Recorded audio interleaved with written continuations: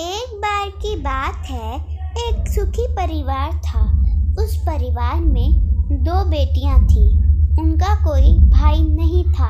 बड़ी बहन का नाम था रिद्धि। वह ज़्यादा सुंदर नहीं थी, परंतु वह बहुत समझदार थी और पढ़ाई में बहुत होशियार थी। परंतु छोटी बहन बहुत ही सुंदर थी और इसी कारण वह अपने मम्मी पापा की लाडली थी। उसका नाम था सिद्धि।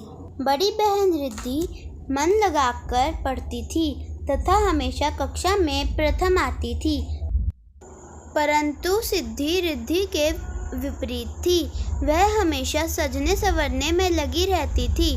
उसका पढ़ाई में मन नहीं लगता था। इसी तरह समय बीतता गया। दोनों बहनें बड़ी हो गई। बड़ी बहन 12वीं कक्षा में पूरे स्कूल में प्रथम आई, किंतु छोटी बहन 10वीं कक्षा में फेल हो गई।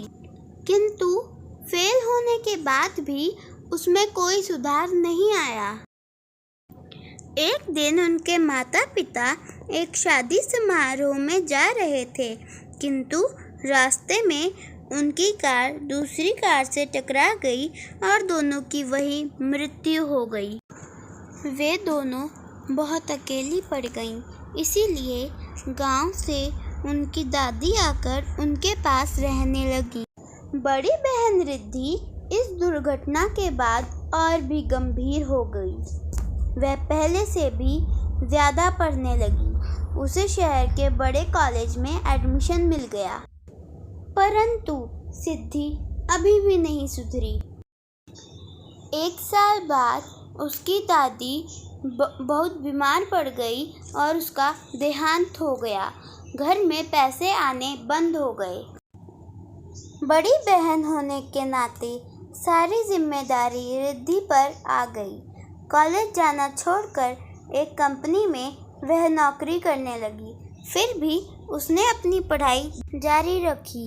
एक दिन बुआ उनके घर आई। उसने बोला, रिद्धि के लिए बहुत अच्छा रिश्ता है।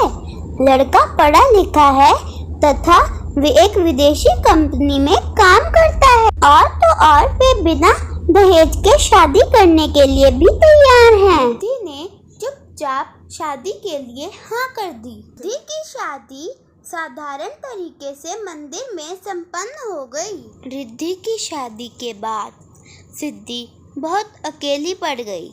घर का गुजारा चलाने के लिए भी उसके पास कुछ भी नहीं था। एक दिन रिद्धि अपने मायके आई।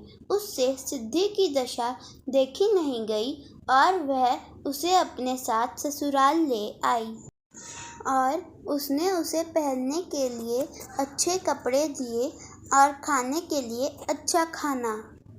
जब रिद्धि सुबह ऑफिस जाती तो पीछे से उसकी सास सिद्धि से सारे काम करवाती और उसे खूब बुरा भला कहती थी।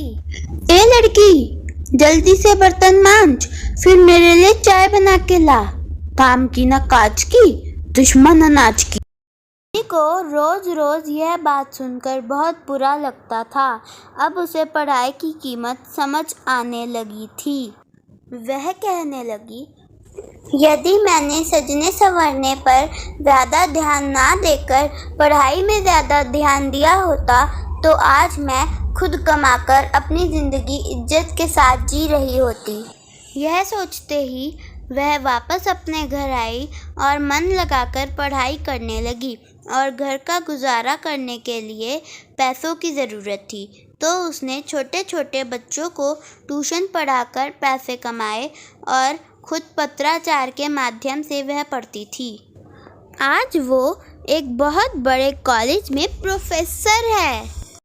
इस कहानी से हमें यह शिक्षा मिलती है कि पढ़ाई का महत्व हमारे जीवन में बहुत अधिक है। बच्चों के लिए तो पढ़ाई से ऊपर और कुछ भी नहीं है। अगर आपको हमारे वीडियोस पसंद आ रहे हैं तो हमारी इस वीडियो को लाइक कीजिए, हमारे चैनल को सब्सक्राइब कीजिए और नोटिफिकेशन का आइकन दबाना मत भूलिएगा।